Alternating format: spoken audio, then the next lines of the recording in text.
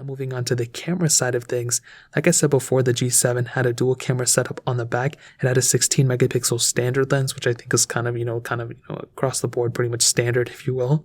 And it has a 16 megapixel ultra wide sensor. Now those are actually pretty decent lenses to have, like I stated. I'm glad they put an ultra wide sensor here and not a telephoto lens, but it would have been cool how this thing had a triple camera setup. But I do think for the ultra wide sensor is totally okay with no telephoto lens or anything. Now I will tell you one thing about LG, their cameras were actually always pretty good for the most part. You had the ability of shooting 4K at 60 on this lens, which is really good. At that time, the iPhone XS wasn't out, so even no iPhones at this point could do 4K at 60. So this was even 4K at 60 before the iPhones. And I think this specific device has a really good quality when it comes down to the camera lens on the back. I think it was actually a pretty decent lens for the most part. There really isn't too much to complain about. And I think LG just does a really bad job at, the UIs of their cameras. I feel like they just throw in just a bunch of random weird looking things, and it isn't the most visual appealing thing either. So that's another pretty big downside of the specific device. You can have the best lenses in the world, but if you have a really weird and just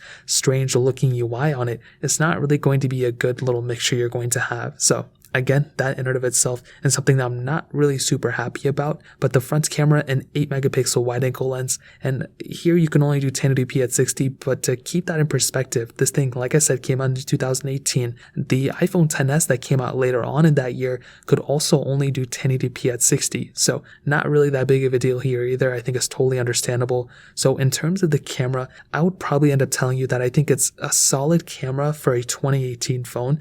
I think having the 4K at 60 on the back and even 1080p at 60 on the front isn't that bad, but you are kind of succumbed to the lack of additional sensors on the back, so that dual camera setup is good. If it had a couple extra sensors, that would have been even better, but also the lack of 4K on the front too.